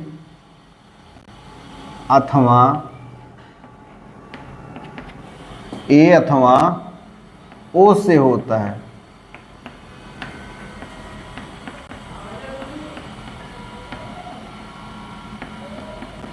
गुण स्वर संधि में क्या होता है, वृद्धि स्वर संधि में क्या होता है कि जब अथवा आ का मेल गुण स्वर संधि से प्राप्त भिन्न स्वरों से होता है, अर्थात जब अथवा आ का मेल गुण स्वर ए अथवा ओ से होता है तो क्या होता है, अथवा आ का मेल जब ए से होता है तो प्राप्त होता है। अथवा आ का मेल जब ओ से प्राप्त होता है तो प्राप्त होता है। क्या प्राप्त होता है गुण वृद्धि स्वर संधि में कि जब अथवा आ अर्थात मूल रूप में हो या दीर्घ रूप में हो, इसका मेल क्या होता है, तो गुण संधि से प्राप्त स्वर से मिलने पर होता है, तो गुण स्वर में क्या होता है, अ स्वर की वृद्धि हो जाती है और वृद्धि स्वर प्राप्त होता है, यानी अ और अ प्राप्त होता है। इसमें क्या परिवर्तन होता है, वृद्धि स्वर संधि में भी, वृद्धि स्वर संधि में दोनों वर्णों के स्थान पर क्या हो जाता है, एकादेश हो जाता है। क्या हो जाता है, एकादेश हो जाता है। क्या हो जाता है, एकादेश हो जाता है। फिर से देख लीजिए, दीर्घ स्वर संधि में क्या होता है कि चारों वर्ण सजातीय वर्ण से मिलते हैं तो अपने दीर्घ रूप में आ जाते हैं। दूसरा क्या होता है कि अ मूल या दीर्घ रूप में ई अथवा ई, उ अथवा उ और इ से मिलता है तो ए वर मिलता है। और तीसरा क्या होता है कि जब अ अथवा आ का मेल गुण स्वर ए और ओ से होता है तो अ और औ मिल जाता है। हम लोग देखेंगे, देख रहे हैं कि वृद्धि स्वर संधि में 4 प्रकार की स्थितियां बनती हैं, दीर्घ गुण स्वर संधि में 3 प्रकार की स्थितियां बनती हैं और वृद्धि स्वर में 2 प्रकार की स्थितियां बनती हैं। कितनी स्थितियां बनती हैं, 2 प्रकार की स्थितियां बनती हैं। उम्मीद है इतनी बातें समझ में आ गई होंगी। आप लोग चाहें तो इसका स्क्रीनशॉट ले सकते हैं। बाद की कक्षाओं को समझने में यह बहुत ही महत्वपूर्ण भूमिका निभाएगा। हम लोग संधि करेंगे तो हमको बहुत ही अच्छी तरह से बातें समझ में आएगा। आइए हम लोग संधि का जो चौथा भाग होता है उसको देख लेते हैं।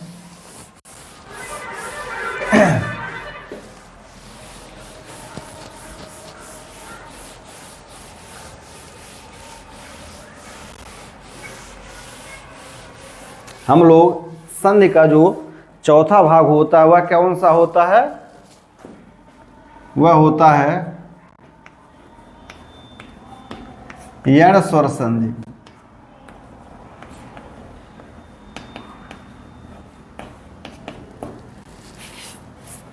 स्वर संधि का जो चौथा भाग होता है वह अर्ध स्वर क्या होता है, यण स्वर संधि होता है। यह क्या होता है कि जब ई, उ और री स्वर मूल या दीर्घ रूप में अपने से विजातीय स्वर से मिलते हैं।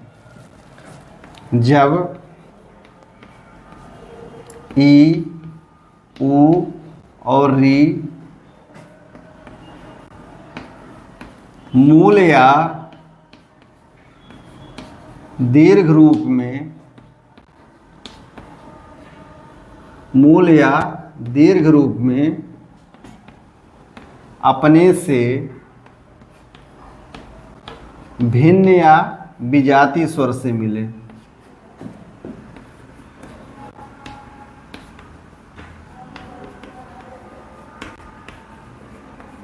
जिसमें से हम लोग जानते हैं कि री का दीर्घ रूप नहीं मिलता। इतनी बातें समझ में वो आ नहीं जाए।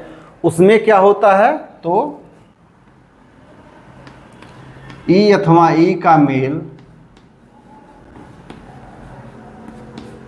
भिन्न स्वर से हो, उ अथवा उ का मेल भिन्न स्वर से हो और री का मेल भिन्न स्वर से हो। यण संधि में क्या होता है कि जब ई, उ, री मूल या दीर्घ रूप में अपने से भिन्न स्वर से मिलते हैं तो क्या होता है, ई किस में बदल जाता है, य में, और भिन्न स्वर वहीं उपस्थित रहता है। उ अथवा उ किस में बदल जाता है, व में, और भिन्न स्वर वहीं उपस्थित रहता है। री किस में बदल जाता है, र में, और भिन्न स्वर वहाँ क्या होता है, उपस्थित रहता है। भिन्न स्वर क्या होता है, उपस्थित रहता है। यानी हम लोग देखे हैं कि दीर्घ स्वर संधि में दोनों स्वर मिल जाते हैं, गुण स्वर संधि में दोनों स्वर मिल जाते हैं, दीर्घ स्वर संधि में दोनों स्वर मिल जाते हैं। लेकिन यण संधि में क्या होता है कि बाद वाला स्वर अपने स्थान पर उपस्थित रहता है। बाद वाला स्वर उपस्थित रहता है। क्या होता है कि बाद वाला स्वर उपस्थित रहता है। यण संधि में क्या होता है, यण संधि में मिलते तो स्वर हैं लेकिन मेल के पश्चात अंतःस्थ व्यंजन प्राप्त होते हैं। इसमें परिवर्तन क्या होता है, मिलते स्वर हैं लेकिन प्राप्त क्या होता है, अंतःस्थ व्यंजन, अंतःस्थ व्यंजन। और वह भी कौन कौन से, य, व और र। उम्मीद है यहाँ तक की बातें समझ में आ गई होंगी। यानी इसमें यण संधि में, यण संधि में आदेश होता है, बाकी आदेश होता है। बाकी क्या था, दीर्घ, गुण और वृद्धि में एकादेश था, लेकिन अयण में क्या होता है, आदेश होता है। अब हम लोग संधि का जो पांचवा भाग हुआ है उसको हम लोग देख लेते हैं, अयाद स्वर संधि। अयाद स्वर संधि, इसमें क्या होता है, इसमें होता है कि जब गुण स्वर, गुण स्वर कौन कौन से हैं, ए ओ, आप लिखना ए ओ, तथा वृद्धि स्वर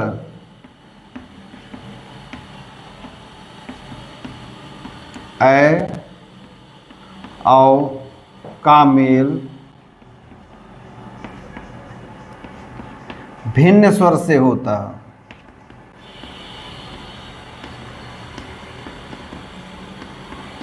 भिन्न स्वर से हो तो इसमें क्या होता है, ए धन भिन्न स्वर, ओ का मेल किससे है, भिन्न स्वर, ए का मेल किससे हो, भिन्न स्वर, एक औ का मेल किससे हो, भिन्न स्वर से। ए किस में बदल जाता है, ए में। भिन्न स्वर अपने स्थान पर उपस्थित रहता है। और ओ किस में बदल जाता है, औ में। और भिन्न स्वर अपने स्थान पर उपस्थित रहता है। किस में बदल जाता है, आय में। और भिन्न स्वर अपने स्थान पर उपस्थित रहता है। और औ किस में बदल जाता है, औ में। और भिन्न स्वर क्या होता है, अपने स्थान पर उपस्थित रहता है। उम्मीद है कि अयाद संधि के विषय में भी आप लोगों को समझ में आ गया होगा। अयाद संधि में क्या होता है कि जब गुण स्वर अर्थात ए ओ और वृद्धि स्वर अर्थात आय तथा औ के पश्चात कोई भी भिन्न स्वर आए तो ए के स्थान पर आए, ओ के स्थान पर औ, आय के स्थान पर आय और औ के स्थान पर आओ हो जाता है। उम्मीद है इतनी बातें समझ में आ गई। अच्छा, एक चीज देख के किसी के मन में तो नहीं प्रश्न उठ रहा है कि यहाँ ए व र और यहाँ आय आओ आय आओ प्राप्त हो रहा है, तो ये तो व्यंजन है, तो हम इसे व्यंजन संधि क्यों नहीं कह सकते हैं। तो देखिए, संधि का क्या नियम है कि यदि स्वर वर्ण में परिवर्तन हो या स्वर वर्ण में विकार हो तो स्वर संधि। यानी विकार किस में हो रहा है, ई अथवा ई में हो रहा है तब ए बन रहा है, उ अथवा उ में हो रहा तो व बन रहा है, री में हो रहा तो र बन रहा है। इसी प्रकार ए में विकार हो रहा तो अ बन रहा है, ओ में विकार हो रहा तो औ बन रहा है, अ में विकार हो रहा तो आय बन रहा है, और औ में विकार हो रहा है तो औ बन रहा है। यानी विकार किस में हो रहा है, स्वर में हो रहा है। तो स्वर में विकार होने के कारण क्या होता है, यह स्वर संधि हो जाता है। एक बात और आप लोग स्पष्ट रूप से समझ लीजिए कि जिन लोगों ने हल्का सा भी गणित पढ़ा होगा, जो लोग गणित के विषय में थोड़ी सी भी जानकारी रखते होंगे, वह लोग इस बात को जानते होंगे कि क्रम विनिमय नियम क्या होता है। क्रम विनिमय नियम क्या होता है, कौन सा नियम, क्रम विनिमय नियम। क्रम विनिमय नियम, यह क्रम विनिमय नियम क्या है, हम एक झलकी हल्का सा दे देते हैं। जैसे हम लोग 5 धन 3 बराबर कितना होता 8, लेकिन यदि हम इन अंकों का क्रम बदल दें तो फिर क्या हो जाए 3 धन 5 बराबर 8। यानी यदि हम लोग दो अंकों का या दो संख्याओं का जोड़ करते हैं और उनका क्रम बदल देते हैं तो उत्तर में कोई अंतर नहीं आता है। लेकिन संधि में हम लोग देखे हैं कि 2 वर्णों का मेल होता है, तो क्या 2 वर्णों का मेल होने पर हम वर्णों का क्रम बदल देंगे तो इसमें अंतर आएगा?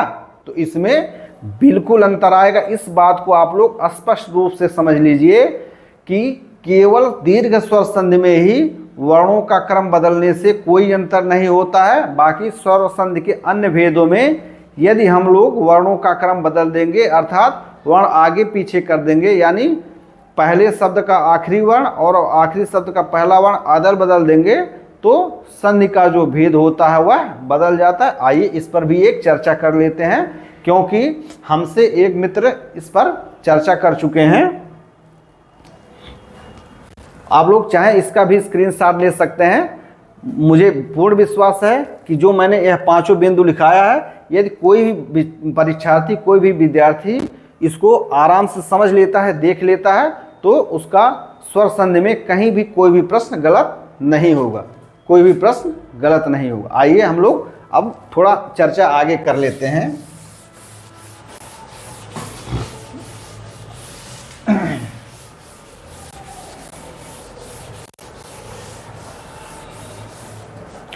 तो इसको हम लोग स्वर संधि की विशेषता के विषय में देख लें।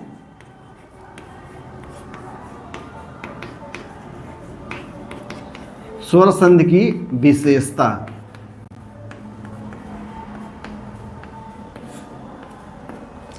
स्वर संधि की विशेषता क्या होती है? तो स्वर संधि की प्रथम विशेषता है कि स्वर संधि से स्वर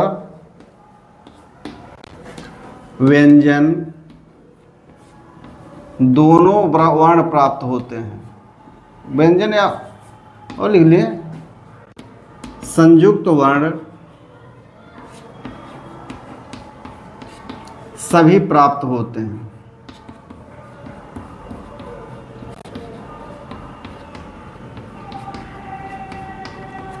ऐसा नहीं है कि स्वर संधि की क्रिया है तो केवल स्वर मिलेंगे। स्वर संधि से स्वर व्यंजन और संयुक्त वर्ण सभी प्राप्त होते हैं। व्यंजन कौन कौन सा मिला? स्वर तो देखे हैं कि सभी स्वर मिल गए। व्यंजन कौन सा है? तो अ, व और र मिला है। संयुक्त वर्ण हम देख लेते हैं, तो संयुक्त वर्ण में हम देखते हैं अर मिला है, आय मिला है, अव मिला है,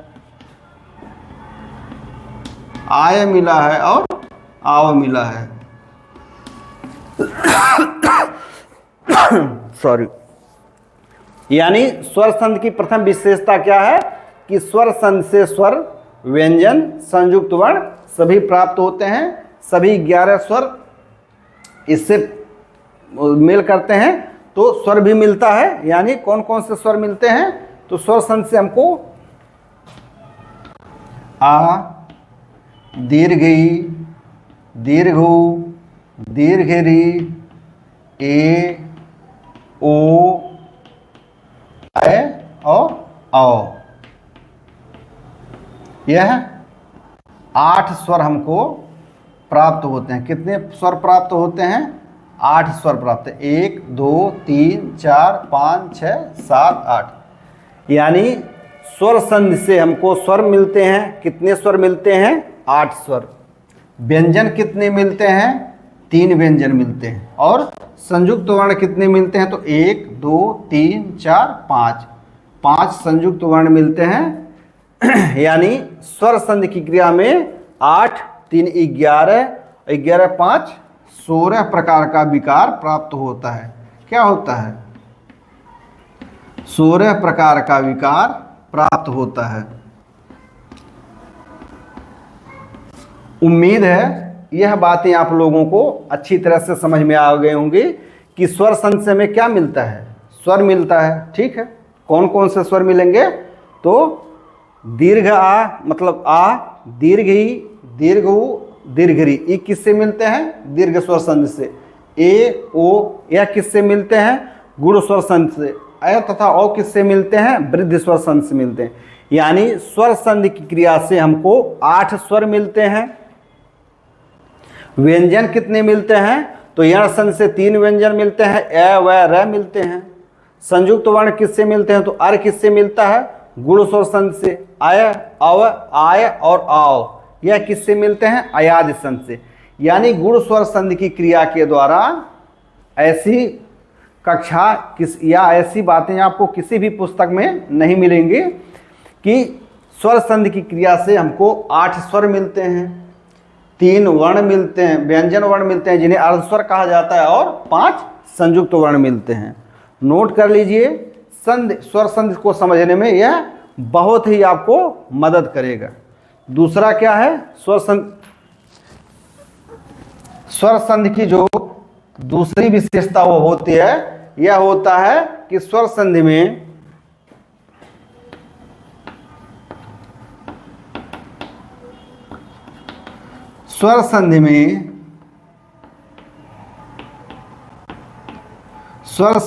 विजातीय वर्णों का क्रम बदलने पर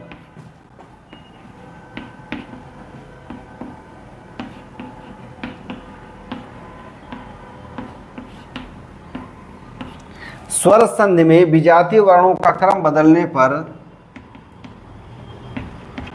संधि भेद का परिवर्तन हो जाता है।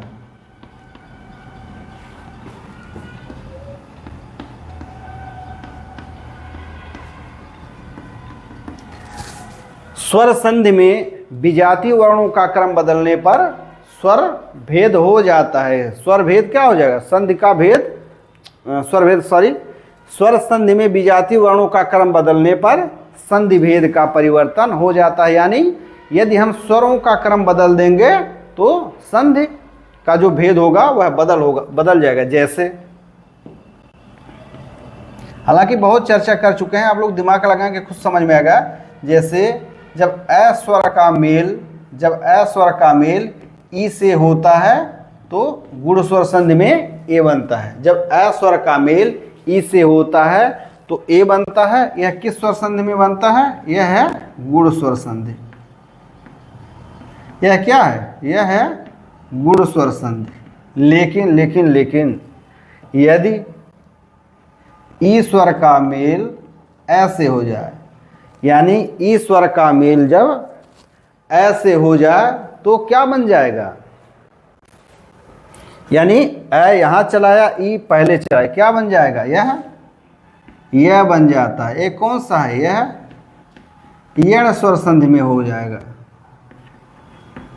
यह यण स्वर संधि में आ जाएगा। अर्थात कहना मैं जो चाह रहा हूं, उम्मीद है कि वह बातें आपको समझ में आ रही होंगी, आपके मन मस्तिष्क को झंकार रही होंगी कि स्वर संधि में विजातीय वर्णों का क्रम बदलने पर संधि भेद का परिवर्तन हो जाता है। यानी अ पहले रहेगा, ई स्वर बाद में आएगा तो ए बनेगा। कौन सा संधि रहेगा? गुण स्वर संधि।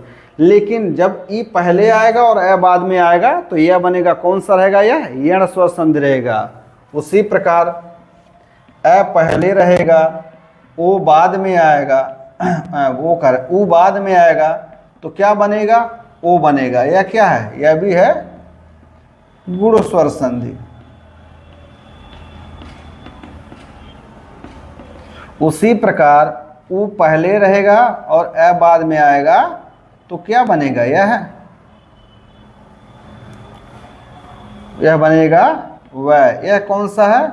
यह भी है यण स्वर संधि। कौन सा है? यण स्वर संधि। उम्मीद है कि इतनी बातें समझ में आ गए होंगी। यह जो प्रक्रिया है यह हम लोग बाद के चारों संधि के भेदों में प्रयोग कर सकते हैं। तो हम इतना समझा रहे थे कि यदि क्या होता है कि स्वर संधि में विजातीय वर्णों का क्रम बदल जाए, ऐसा नहीं कि हम कोई नियम पढ़ लें कि अ और ई का मेल होगा तो ए होगा। ऐसे ही लोग बता देते हैं कि जब अ और ई मिलते हैं, ऐसे किताबों में परिभाषाएं लिखी हुई हैं कि अ और ई का मेल होने पर ए बन जाता है। तो लेकिन उसमें क्रम का ध्यान है कि पहले अ रहेगा बाद में ई रहेगा, पहले ई आएगा बाद में आएगा तो यह बनेगा। ठीक है। स्वर संधि की चौथी विशेषता क्या है कि स्वर संधि की चौथी नहीं सॉरी तीसरी, कि स्वर संधि में केवल आदेश की क्रिया होती है। स्वर संधि में क्या होता है कि केवल आदेश की क्रिया होती है। आगम, वर्णलोप, प्रकृति भाव की नहीं।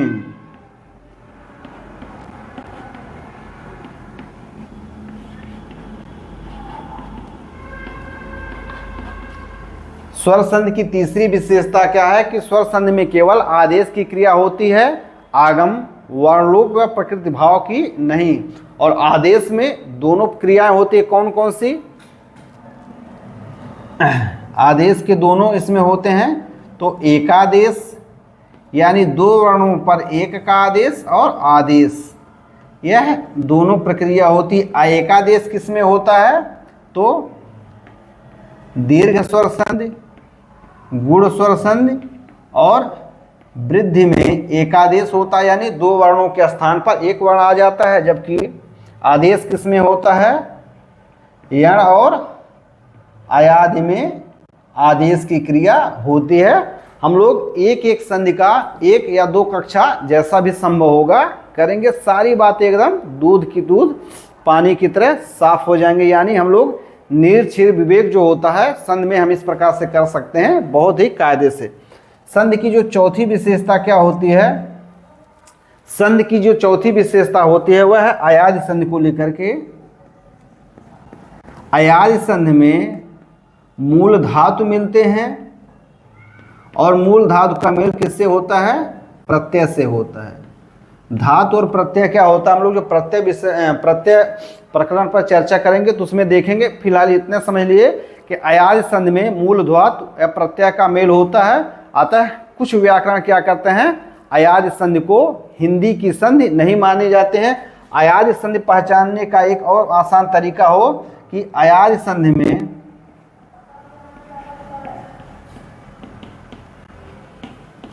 अयादि संधि में 3 अक्षरों के वर्ण होते हैं।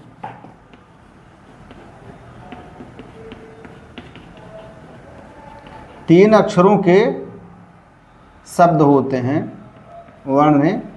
3 अक्षरों, हालांकि 3 अक्षरों के शब्द तो किसी में हो सकते हैं। जब हम आयास में पढ़ेंगे तो इसको बढ़िया से देख लेंगे। तो आज की कक्षा को हम लोगों ने, उम्मीद है कि एक मनोरंजक ढंग से और अच्छी तरह से समझा होगा। आप सभी से निवेदन है कि आप लोग हमारे चैनल को सब्सक्राइब करें, इसको पूरा वीडियो देखकर उसके बाद पश्चात लाइक करें, इस पर आप लोग कमेंट भी करें और इधर उधर आप लोग अपने दोस्तों से इसको शेयर भी कर सकते हैं। आप लोगों को समय देने के लिए बहुत बहुत धन्यवाद।